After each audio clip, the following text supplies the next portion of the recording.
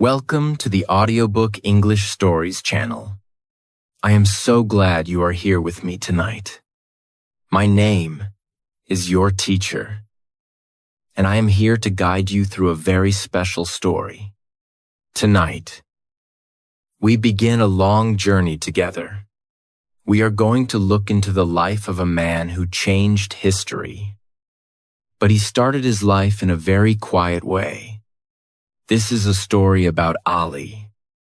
Tonight, I will tell you a peaceful story about the early days of Ali. But on this very quiet afternoon, a small knock on the door would change his life forever. Chapter 1: The Quiet Library and the Scent of Old Books. In the ancient city of Mashhad, the air always smelled like dry earth and blue summer skies. In a small, humble house, a young boy named Ali sat on the floor. He was very still. He was very quiet. The only sound in the small room was the soft flip of paper. Ali loved this sound. He loved the way the old pages felt between his fingers. Sometimes the pages were very thin. Sometimes the pages were rough. But to Ali, they were always full of deep secrets. Outside the window, the world was very loud. People shouted in the busy market. Horses walked on the dusty streets, making a clop, clop sound. But inside his father's library, Ali felt safe. The room was small. The room was simple. It had many old wooden shelves. These shelves held hundreds of stories about history, about faith, and about the stars. For Ali, these books were his best friends. He was a quiet boy. He was a studious boy. He liked the company of words more than the noise of the crowd. Ali's father was a teacher. He was a man of great peace and great kindness. He often stood at the door and watched his son reading in the corner. He saw how Ali's eyes moved quickly across every line of text. He saw how the boy forgot to eat. He saw how the boy forgot to drink. Ali only cared about the beautiful poems and the old wisdom. Ali had a small habit, a special routine. When he read something very important, he would touch his forehead with his hand. Then, he would whisper the words to himself very softly. This helped him keep the wisdom deep inside his heart. He wanted to remember every word. Every afternoon, the sun moved slowly across the library floor. The light was a warm, orange color. Ali watched the tiny dust dancing in the sunlight. He thought his life would always be like this. He thought his life would be quiet. He thought his life would be calm. He wanted to grow up and become a scholar. He wanted to be just like the wise men in his books. He wanted to spend his days teaching students and his nights thinking under the soft glow of a lamp. However, the world is not always a quiet library. While Ali studied the past, the future was moving toward him like a giant storm. In the big cities, people were starting to talk about big changes. They were starting to ask big questions. Even in the peaceful city of Mashhad, the air began to feel different. It felt heavy. It felt like the air right before a very heavy rain. One evening, the sun began to hide behind the tall mountains. The sky turned a deep purple. Suddenly, there was a loud knock on the front door. It was not a soft knock. It was a fast knock. Bam, bam, bam, Ali stopped reading. He looked at his father. His father looked at the door. The quiet of the room was gone. The peace was broken. Ali did not know it yet. But his time of just sitting and reading was ending. The world was calling for him to act. The world was calling for him to stand up. Today, the sky was a beautiful, clear blue. But Ali did not know that this was one of the last times he would look at the world with the eyes of an innocent child. Everything was about to change. But that was only the beginning. Chapter 2. The Roots of Faith and the Silent Lessons. Ali lived in a house where words were more valuable than gold. To understand the man he became, we must look at the garden where his character first began to grow.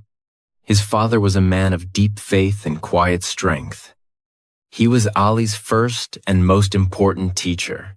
Although their home was very simple and they did not have much money, it was filled with a special kind of wealth. The wealth of knowledge.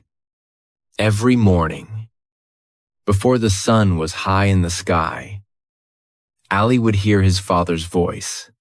It was a soft, steady voice, like the sound of a calm river flowing over stones. His father would sit with him on a colorful rug and talk about the importance of being a good person. He taught Ali that a person's true worth is not found in the expensive clothes they wear or the house they own. Instead, it is found in what they give to others and how they treat the weak. Ali, his father would say, looking into the boy's dark, serious eyes. Remember this. A tree with deep roots does not fear the wind. These words stayed with Ali for a very long time. He thought about them while he walked to the local school. And he thought about them while he helped his mother in the small, warm kitchen. He realized that if his heart was strong, the problems of the world could not break him. Ali's mother was also a woman of great heart. She taught him the beauty of patience through her daily work. She showed him how to find joy in the small, simple things of life. A warm piece of fresh bread, the smell of rain on the dry ground, or a kind word from a neighbor. From her, he learned that kindness is a silent language that everyone can understand, even without speaking a word. In Mashhad, the winters were often very long and very cold. The wind would howl outside their thin walls like a hungry animal, trying to come inside. But inside their home, it was always warm because of the love and respect they shared. Ali remembered sitting by the small heater, listening to his father tell stories of great heroes from the past. These were not heroes with sharp swords or heavy shields. They were heroes of the mind and the soul. They were people who stood up for what was right, even when the whole world was against them. Ali was a very observant child. He noticed things that other children did not see. He watched how his father treated the poor people who came to their door asking for help. His father always had a gentle smile and a small gift. Even if it was just a cup of hot tea or a piece of sweet fruit. This taught Ali more than any school book ever could. It taught him that respect is something you give to everyone, no matter if they are rich or poor. As Ali grew older, he began to realize that his life was being shaped by these quiet moments. He was like a piece of soft clay being formed by the careful hands of his parents. He learned that life is not just about your own happiness, but about the happiness of your community. He felt a deep sense of responsibility growing inside his chest, like a small seed starting to wake up in the spring. One day, while Ali was helping his father clean the dust from the old wooden library. He found a very old map.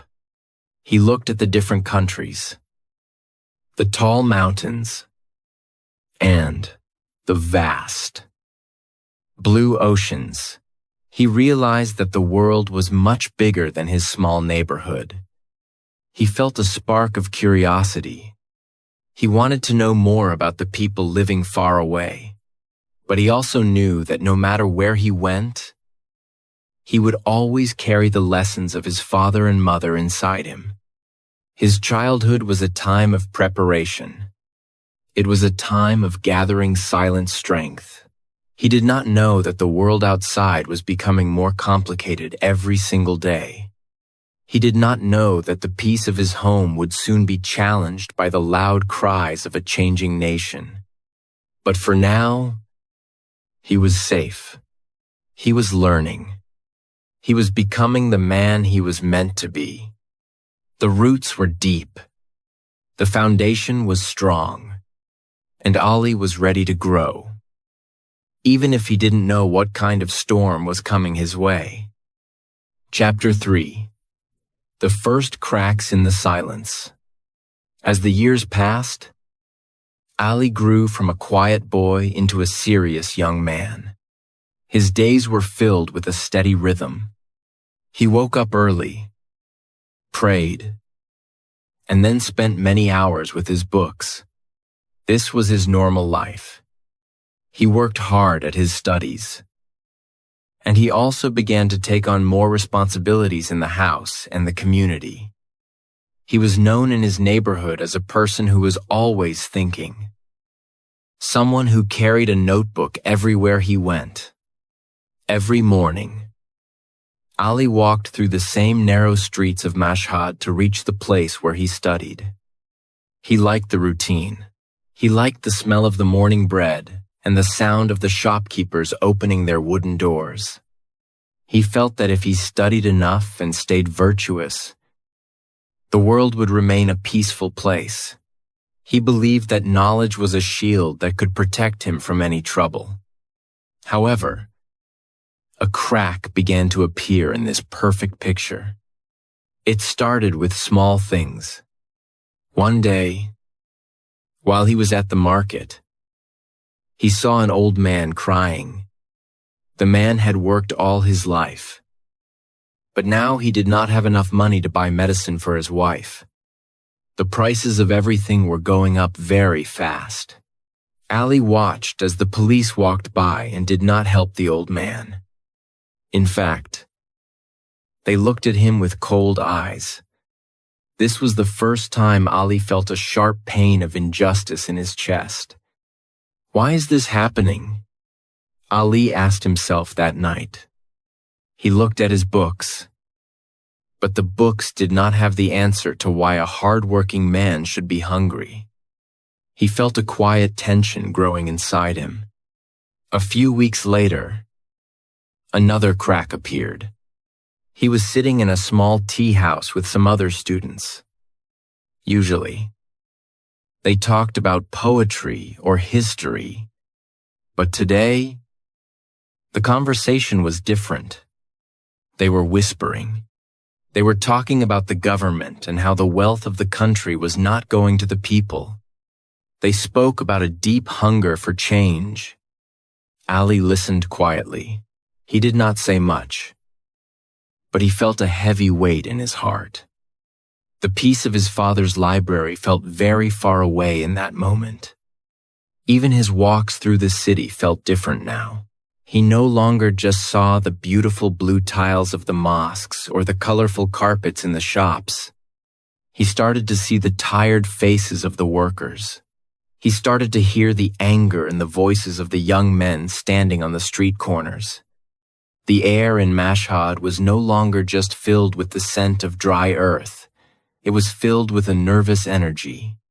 It was like a string that was being pulled tighter and tighter every day. One afternoon, Ali was walking home when he saw a group of soldiers. They were shouting at a young student, not much older than Ali himself. The student was holding a small piece of paper, a flyer. The soldiers took the paper and tore it into 100 small pieces. Then, they pushed the student to the ground. Ali stopped. His hands were shaking. He wanted to help. But he was only one person with a bag of books. He felt a deep sense of discomfort. He realized that being a scholar was not enough if the world around him was hurting. That evening, he did not open his books. He sat by the window and watched the shadows grow long on the wall. He thought about the old man at the market. He thought about the student in the dirt. He realized that the vessel of his quiet life was starting to leak. The water of the real world was coming in. And it was cold. His father noticed his silence. Ali, you are not reading tonight, his father said gently. Ali looked up. Father, I am thinking about the things I see outside. The books tell me about justice, but the streets show me something else. His father nodded slowly. He knew that the time of simple peace was ending. The world was no longer just a story in a book. It was becoming a reality that Ali could no longer ignore. The tension was no longer a small spark. It was becoming a flame.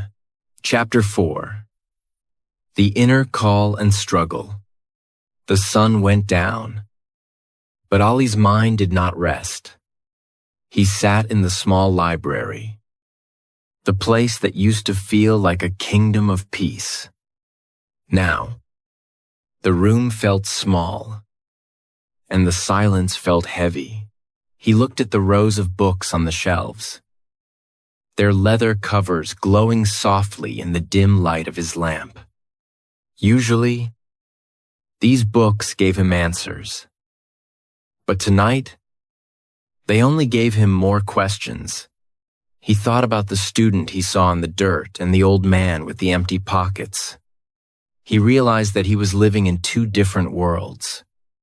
One world was inside his books, where justice and truth were beautiful and clear. The other world was outside his window, where people were suffering and the air was filled with fear. Who am I? Ali whispered to the empty room. Am I just a man who reads about the world? Or am I a man who lives in it? He felt a deep struggle in his heart, a battle between his love for quiet study and his growing need to help his people. He remembered his father's words, "A tree with deep roots does not fear the wind." But Ali wondered if the wind was becoming a storm that could pull up even the strongest tree. He spent many nights like this, walking back and forth in the small space. He did not sleep much. He watched the moon move across the sky, thinking about the future of his country. He knew that if he chose to speak out, his life of quiet reading would be over forever. He knew that the path ahead was dark and dangerous. He thought about his mother's kind face and his father's gentle guidance. He did not want to bring trouble to their home. But he also knew he could not stay silent while others were crying for help. In the middle of one very cold night, Ali picked up a pen. He did not use it to copy an old poem or a history lesson. Instead, he began to write his own thoughts. He wrote about the things he saw in the market. He wrote about the need for fairness and the strength of the human soul. As he wrote, the confusion in his heart began to disappear. He felt a new kind of peace, a peace that comes from making a difficult choice. He realized that a scholar's duty is not just to collect wisdom, but to use that wisdom to light the way for others in the dark. He was no longer just a student of the past. He was becoming a student of the present. He felt a strange mixture of fear and excitement. His heart was beating fast. Like a drum in the silence of the night, he folded the paper carefully and hid it inside his favorite book. He looked out at the mountains, where the first light of morning was beginning to show. He knew that he was no longer the same person who had entered the library a few hours ago. He had made a promise to himself. He closed his eyes for a moment and breathed in the scent of the old books one last time. He knew that soon he would have to leave this room. He would have to step out into the wind. He stood up and walked to the door. He placed his hand on the wooden handle. He did not turn it yet. But he knew he was ready. But he did not know that this single decision would lead him on a journey that would last for many years. Chapter 5. The Departure. Into the Unknown. The morning air was crisp and biting as Ali stood by the wooden gate of his family home.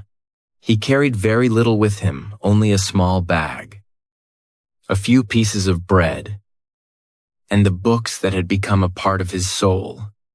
He looked back at the small windows where the warm light of a candle was still flickering. He knew his mother was inside, perhaps starting the morning tea, and his father was likely deep in prayer. Leaving was not easy. It felt like tearing a leaf away from its branch. For many years, these walls had protected him from the harshness of the world. But the decision he made in the middle of the night was now pulling him forward. He felt a strange mixture of cold fear in his stomach and a bright flame of excitement in his chest. As he began to walk away, the sound of his own footsteps on the dry, dusty ground seemed very loud in the morning silence. He did not look back again. He knew that if he looked back, the sadness of leaving might stop his feet. He had to keep moving.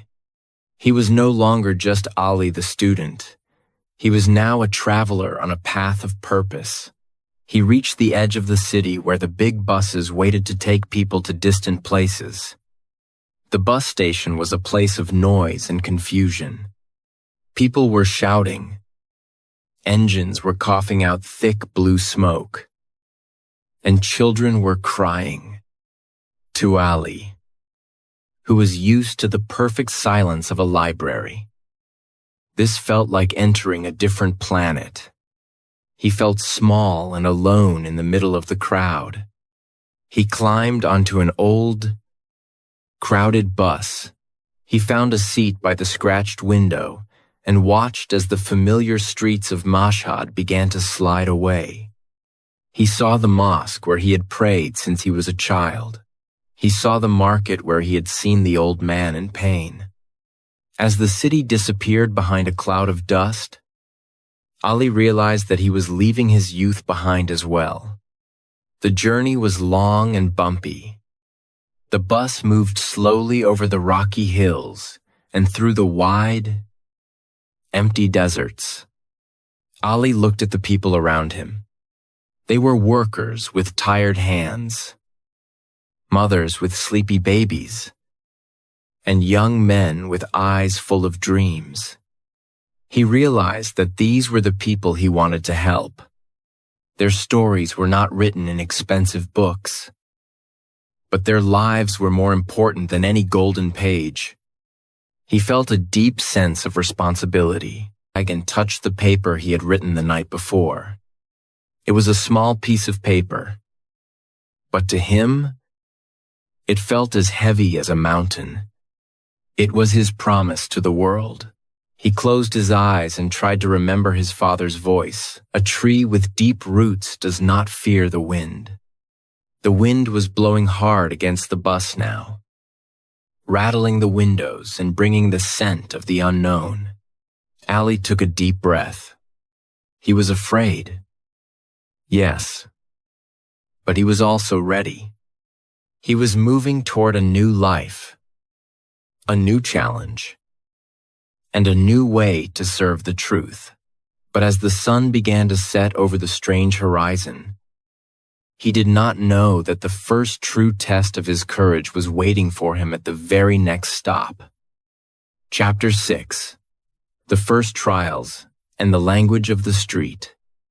The bus finally came to a stop in a city that felt much larger and much busier than Mashhad. As Ali stepped off, the air was thick with the smell of gasoline and the loud honking of cars. He felt like a small leaf dropped into a rushing river. He walked through the crowded streets, holding his bag tightly. Everything was new, the way people dressed, the way they talked, and even the way the sun set behind the tall, gray buildings. Ali soon met other young men who, like him, had come from different parts of the country to study and find the truth. They gathered in small, hidden rooms to talk. In these meetings, Ali realized that his formal, book-heavy language was not enough. When he spoke to workers or shopkeepers, they looked at him with confusion. They did not need long poems. They needed words that understood their hunger and their tired hands. One day, Ali was trying to explain a complex idea about justice to a group of bakers. He used big words from his old books. The bakers just shook their heads. One of them, a man with flour on his face and kind eyes, said, "Young man, we don't understand your stars. Tell us about the bread." Ali felt a wave of embarrassment. He realized he had to learn a new way of speaking. He had to translate the high wisdom of his library into the simple language of the street. He began to spend his afternoons sitting in the markets, just listening. He listened to how a mother talked to her child, how a driver argued with a mechanic, and how the poor whispered their hopes. He started to use simpler words: bread, home, work, freedom. He practiced repeating these important words so people could follow his thoughts easily. He was no longer just a student of books. He was becoming a student of people. However, learning was not the only challenge. He had very little money. Sometimes, he had to choose between buying a candle to read by or buying a small piece of cheese for dinner. His clothes became thin, and his shoes began to wear out. But every time he felt like complaining, he remembered the roots his father spoke of. He realized that these hardships were his true teachers. They were making his spirit as strong as the ancient stones of the mosque. As he became more comfortable with his new surroundings, he started to speak again. This time, people listened.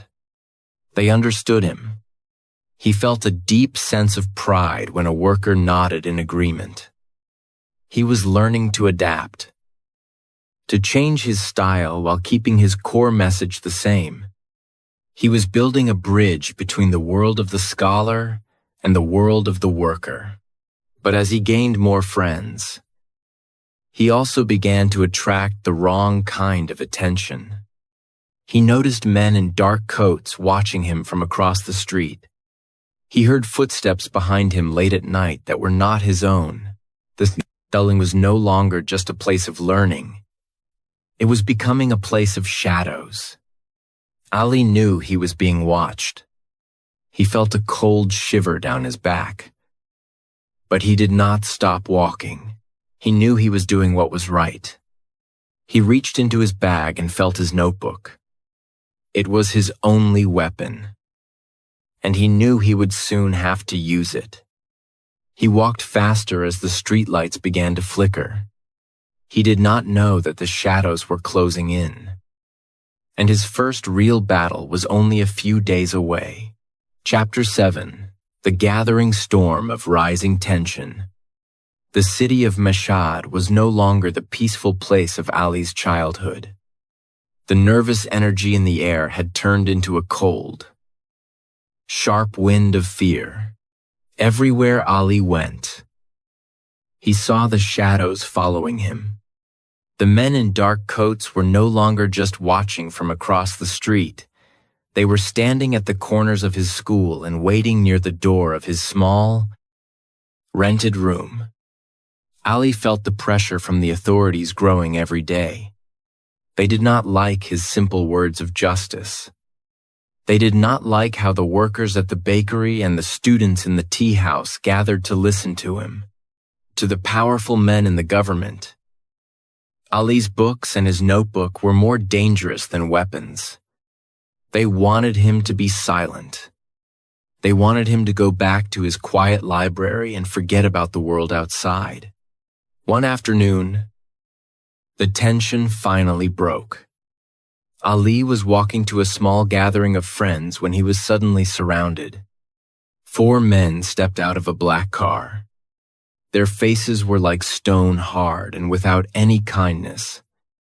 They did not ask questions. They did not use words. One of them grabbed Ali's bag and threw it into the dirt. The books he loved so much, the books his father had given him, were scattered across the dusty ground. "You are coming with us," the tallest man said. His voice was cold, like the winter wind in the mountains. Ali felt his heart beating fast against his ribs, like a bird trapped in a cage. He looked at his books lying in the dust. He felt a deep sense of insult, but he did not show his fear. He remembered his father's lesson: a tree with deep roots does not fear the wind. He stood tall and looked the man in the eye. He realized that this was no longer a debate in a classroom. This was a real struggle for his soul and his country. They took him to a gray building with no windows.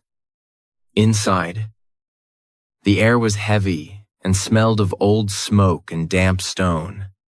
For many hours, different men asked him the same questions. They wanted to know who his friends were. They wanted to know why he was writing about the poor. "I am just a student of the truth," Ali replied calmly, though his hands were shaking under the table. The men laughed, but it was a sound without any joy. They told him that the truth was whatever the government said it was. They told him that if he did not stop, he would lose everything: his studies, his family, and his future. The social pressure was like a heavy weight pressing down on his chest. He felt the eyes of the city watching him, waiting to see if he would break. When they finally let him go late that night, the streets were empty and dark. Ali walked back to the spot where they had stopped him. He knelt in the dirt and began to pick up his books. They were torn and dirty. He wiped the dust from the covers with his sleeve. He felt a new kind of sadness, but also a new kind of strength. He realized that the cracks in his world were now wide open.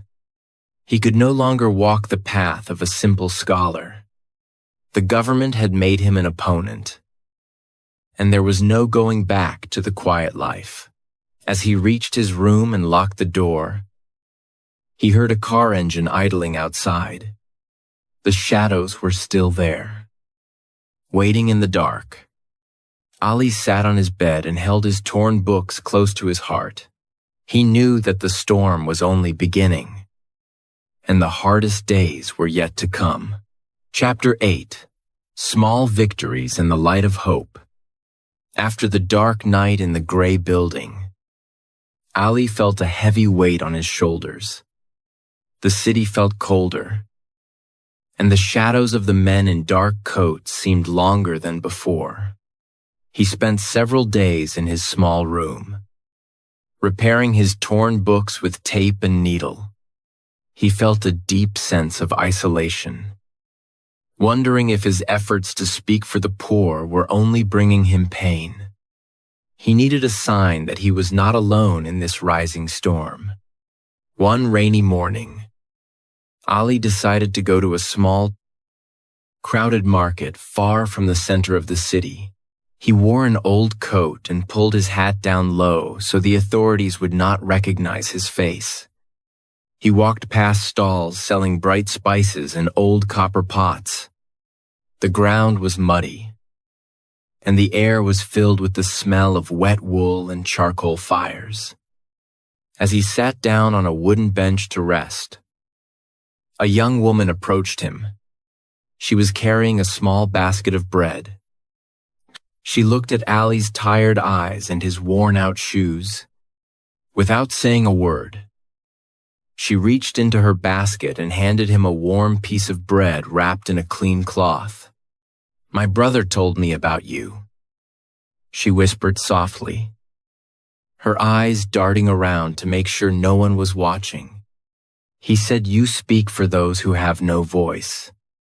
Please, take this. We are listening."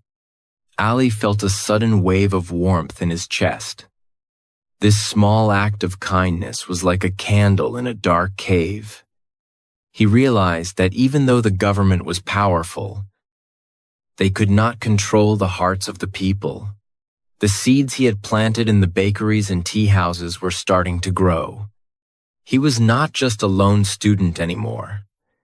He was part of a community that was beginning to wake up. Later that day, he met a group of students in a hidden basement.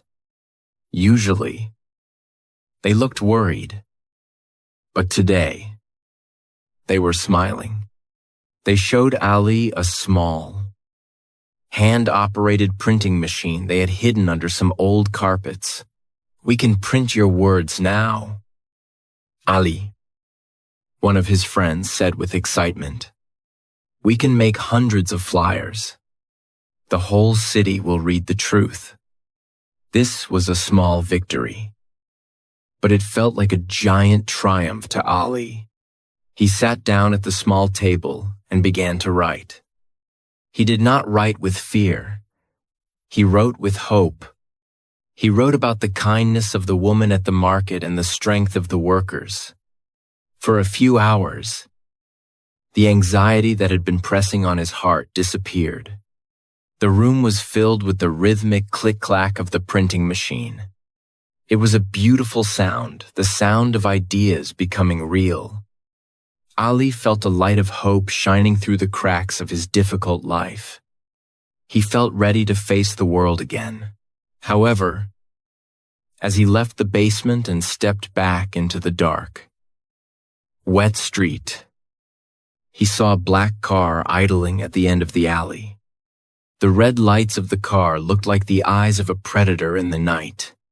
Ali's heart slowed down, and the warmth of the bread felt far away. He knew that for every step forward, the shadows would take a step closer. He gripped his bag tightly, knowing that his small victory had made him an even bigger target. Chapter 9. The Darkest Night of the Soul. The cold rain of the previous night had turned into a thick, gray fog that swallowed the city. Ali sat in his room, but the warmth of the bread and the hope from the printing machine felt like a distant dream. He felt a strange silence in the air, a silence that was not peaceful, but heavy and dangerous. He reached for his notebook, but his hands felt weak. Suddenly, there was a loud crash at his door. Before he could stand up, 3 men in dark coats burst into the room. They did not speak. They only moved with a cold, mechanical speed. They grabbed his books, the ones he had carefully repaired, and threw them into a pile in the center of the floor. Then, one man pulled out a small piece of paper from his pocket. It was the flyer Ali had written in the basement. "Who gave you the machine?" the man asked, his voice like grinding stones. Ali stayed silent, his heart freezing in his chest. He realized someone had told the authorities about their secret meeting. It was a betrayal that hurt more than any physical blow. He looked at the floor, feeling a deep sense of loss. Everything he had built, the small victories, the new friends, the light of hope was being torn apart in front of his eyes. They took him away again.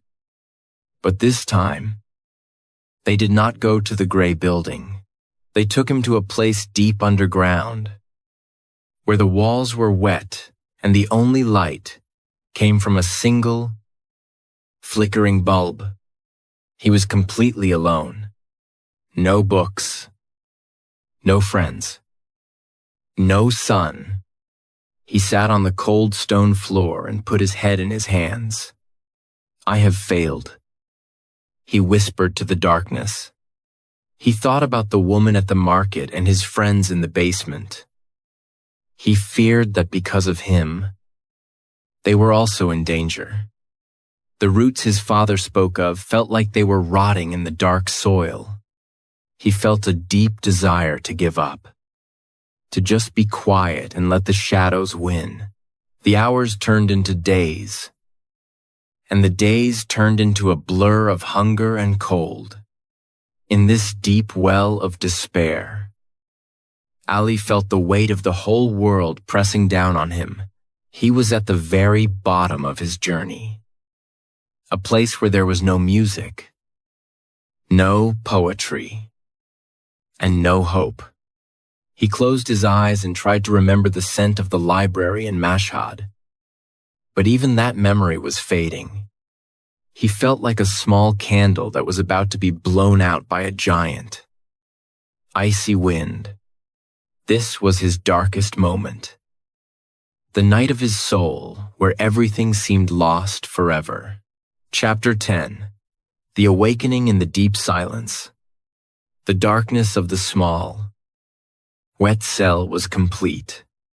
For many days, Ali had sat in the silence, feeling like a broken branch. He had no books to read and no friends to talk to. His body was weak from the cold and the lack of food. In this deep well of despair, he felt that his journey had ended in failure. He closed his eyes and tried to remember the warm light of his father's library. But the memory felt like a ghost. However, in the middle of this darkest night, something strange began to happen. When a person has nothing left, no clothes, no books, no sunlight, they find what is truly inside them.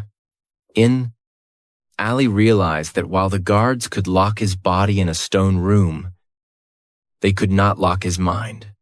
He began to realize that the wisdom he had studied for 20 years was not just on the paper of his books. It was now a part of his very soul. He sat very still and began to read the books from his memory. He repeated the poems he had learned as a child. He remembered the lessons his father taught him about the tree with deep roots. He whispered the words of faith and justice into the quiet air of the cell. As he spoke, the cold stone walls did not seem so heavy anymore. He felt a new kind of strength rising from deep within his chest, not a strength of muscles, but a strength of spirit. This was his moment of awakening, his epiphany. He understood that a leader is not someone who has power over others, but someone who has power over their own fear. He realized that the suffering he was feeling was not a punishment, but a fire that was making his heart as strong as iron. He was no longer a victim of the shadows. He was a light that the shadows could not blow out. Ali stood up in the dark. His legs were shaking, but his heart was steady. He began to pray. and his voice was no longer a whisper of despair. It was a clear, firm sound that echoed against the damp walls. He felt a deep connection to all the people who had suffered before him. He felt the hope of the woman at the market and the courage of the students in the basement. "They can take my library," he said to the darkness, "but they cannot take my truth." In that moment, the cell was no longer a prison. It was a place of transformation. Ali felt a powerful energy, an explosion of will that he had never felt before. He knew that he was ready to face whatever came next. He was no longer afraid of the men in dark coats or the gray buildings. He waited in the silence. But he was no longer alone. He carried the spirit of his nation and the wisdom of his ancestors within him. He was prepared for the great battle that was waiting just beyond the heavy iron door. Chapter 11. The Grand Climax and the Choice of Destiny. The heavy iron door of the cell finally swung open with a loud, rusting groan. But the man who stepped out into the light was not the same man who had entered weeks ago. Ali walked with a new kind of strength. A strength born from the deep silence and the internal awakening he had experienced in the dark. Outside, the world was no longer just waiting. It was exploding. The air in the city was hot and thick with the smell of burning rubber and the loud, rhythmic chanting of thousands of voices. It was a grand climax. A moment where the history of a nation was being rewritten on the streets. Ali stood on a wooden platform, looking out at a sea of faces. There were workers with flour on their hands, students with notebooks, and mothers holding their children tightly. They were all looking at him, waiting for a sign, waiting for the words he had carried from his father's library into the depths of the prison. The tension was at its highest point. In front of the crowd stood a long line of soldiers, with cold, steel shields and dark helmets. The sun was beating down, turning the sky a dusty gold. Ali felt the weight of the moment pressing against his chest. He knew that one word from him could change everything. He had a choice. He could tell the people to move forward with anger, or he could lead them with the quiet, firm justice he had found in his soul. This was his most difficult trial. He remembered the betrayal in the basement and the cold stone of his cell. For a second, he felt a flash of bitterness. But then, he remembered the woman at the market who gave him bread and the lessons of his father about the tree with deep roots.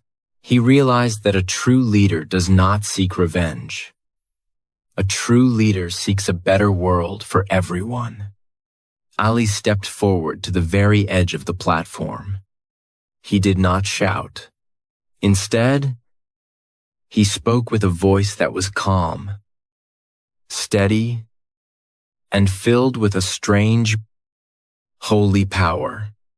His words were simple, the language of the street he had worked so hard to learn. He spoke of dignity, of the scent of old books, and the right of every human being to be free. As he spoke, something incredible happened. The soldiers did not move. The crowd did not run. There was a moment of absolute, sacred silence under the burning sun. It was a battle of spirits, not of weapons. Ali felt a deep connection to every person in the square. He was no longer just a scholar. He was the voice of a people's heart. Suddenly, a young soldier at the front lowered his shield. Then another, and another, The wall of steel began to break, not from force, but from the power of a shared truth. The crowd began to move forward, not like a storm of destruction, but like a rising tide of hope. Ali watched as the history of his country turned a new page. He had made his choice. He had sacrificed his safety and his quiet life to stand in the heat of the fire. He felt a deep sense of peace, knowing that the vessel of his life was finally full. But as the sun began to set over the shouting city, Ali looked at his hands. They were shaking, not from fear, but from the realization of the great responsibility that was now resting on his shoulders. Chapter 12. The Quiet After the Storm. The loud chanting and the heat of the grand climax slowly began to fade, like a heavy rain that finally stops. The smoke cleared from the streets of the city, and for the first time in many years, the air felt light. Ali stood in the center of the square, watching the people. They were no longer running. They were walking together. The great battle of spirits had passed, and a new world was waking up. But this new world was not perfect. It was a world of aftermath. Ali looked at the broken glass on the ground and the many empty buildings. He realized that winning a battle is only the beginning of a much longer journey. The vessel of the nation had been broken, and now it was time to put the pieces back together. Ali felt a deep change within himself. He was no longer the young student who hid in a library, and he was no longer the prisoner in the dark cell. He was a man who had seen the highest peaks of hope and the deepest valleys of despair. He walked through the city, and people recognized him. They did not shout his name with anger anymore. They looked at him with a quiet respect. They saw the gray in his hair and the lines of wisdom on his face. One afternoon, Ali returned to the small library where he had spent his youth. The shelves were still there, but many of the books were gone or dusty. He sat on the floor, the same spot where he used to sit as a boy. He smelled the familiar scent of old paper. But the silence felt different now. It was no longer a silence of hiding. It was a silence of peace. He realized that he didn't need to own the books anymore because the lessons were written inside his heart. He began to meet with the leaders of the new community. They had many problems to solve: how to feed the hungry, how to build schools, and how to keep the peace. Ali listened more than he spoke. He remembered his father's steady voice and his mother's patience. He used the simple language he had learned on the streets to help people understand each other. The falling action of the story was not about excitement. It was about healing. Ali spent his days visiting the families who had lost everything. He sat with them, drank tea, and listened to their stories.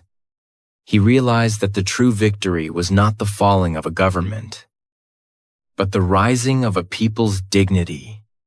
As the sun set over the calm city, Ali felt a deep sense of relief. The storm had changed the landscape forever, but the roots of the tree were still deep. He was tired, very tired, but his soul was at rest.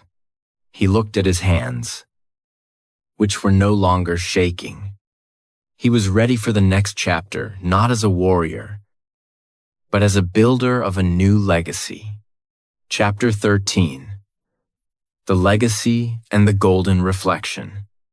The years moved like a slow, deep river, and the hair on Ali's head turned as white as the snow on the mountains of Mashhad. He sat once again in a room filled with books, But this was no longer the small, hidden library of his youth. It was a place of light. With large windows that looked out over the city, he had helped to build and protect. As he watched the golden sun set behind the horizon, Ali began to reflect on the long journey of his life. He thought about the many versions of himself. He remembered the quiet boy who loved the scent of old paper, the nervous traveler on the bumpy bus, the prisoner in the cold stone cell, and the leader standing before a sea of shouting faces. He realized that each of these moments was a necessary step. The darkness of the prison was just as important as the light of the library. Without the cold, he would not have valued the warmth. Without the silence, he would not have found his true voice. In this quiet moment of deep reflection, Ali understood the true meaning of a legacy. A legacy is not a statue made of stone or a name written in a history book. A true legacy is the spark of hope you leave in the hearts of others. He thought about the woman at the market and the young soldier who lowered his shield. Their courage was his real success. He had spent his life trying to be a bridge between the wisdom of the past and the needs of the future. And now he saw that the bridge was strong. He picked up a pen, but he did not write a long, complicated law. Instead, he wrote a simple message for the young people who would come after him. He wrote about the importance of persistence and patience. He reminded them that the world will always have storms, and the winds will always blow. But a soul with deep roots will never be moved. He wanted them to know that truth is a light that grows stronger in the dark. If you only have the courage to keep it burning. The room grew darker as the stars began to appear in the velvet sky. Ali felt a profound sense of peace. He was no longer afraid of the future, and he was no longer burdened by the past. He had fulfilled his purpose. The boy from the quiet library had become a man of destiny. But in his heart, he was still that same boy who found wonder in the flip of a page. He closed his eyes and listened to the distant sounds of the city, the laughter of children, the humming of the evening markets, and the call to prayer. These were the sounds of a nation that was alive and free. Ali smiled. A small, tired smile. He knew that his time of leading was coming to an end. But the story he had helped to write would go on forever. He was a scholar, a prisoner, a leader, and a father to his people. But most of all, he was a witness to the power of the human spirit. As the moon rose over the mountains, Ali let out a long, happy breath. The journey was long. The path was difficult, but every step was worth the climb. Chapter 14, The Journey of Persistence. Summary and final lesson. We have traveled a long way together tonight. We began our story in a small, quiet library in Mashhad, filled with the sweet scent of old books and the golden light of the afternoon sun. We watched a young boy named Ali grow into a man of deep thought and even deeper faith. We saw him leave his comfort zone, face the cold walls of a prison cell, and eventually stand as a leader for his people during a great storm of change. Throughout this 60-minute journey, one word has appeared again and again: persistence. Persistence is the ability to keep going when the path is dark. It is the strength to stay true to your roots when the wind is blowing hard. Ali's life teaches us that knowledge is not just something you find in a book. It is something you carry in your heart to help others. Let us look back at the most important lessons from Ali's story. True wealth is knowledge. Even when Ali had no money and very little food, he was rich because he had the wisdom of his ancestors and the a strength of his beliefs. Kindness is a universal language. The woman at the market who gave Ali bread showed us that a small act of love can give a person the strength to change the world. The spirit cannot be locked away, even in the darkest aslude. Coldest cell. Ali found a light inside himself that no guard could ever take away. A leader is a bridge. Success is not about power. It is about building a bridge between what was and what can be for the good of everyone. As you listen to these words, think about your own life. Are you facing a storm today? Do you feel like you are in a dark cell of your own? Remember Ali. Remember that the seeds of greatness are often planted in the soil of struggle. If you stay patient, and if you stay persistent, your spring will surely come. I hope this story has helped you practice your English and has given your heart a little more hope tonight. You should feel very proud of yourself for listening to this entire journey from start to finish.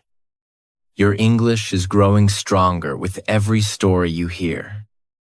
Just like a tree with deep roots. Thank you for being a part of the Audiobook English Stories family. If you enjoyed the story of Ali and the lessons he learned, please give this video a like and share your thoughts in the comments below. We love to hear which part of the story touched your heart the most. Don't forget to subscribe so you never miss our next journey together. Now, it is time to rest. Close your eyes, breathe deeply, and carry these lessons into your dreams. Always remember, a tree with deep roots does not fear the wind. Good night, and I will see you in our next story.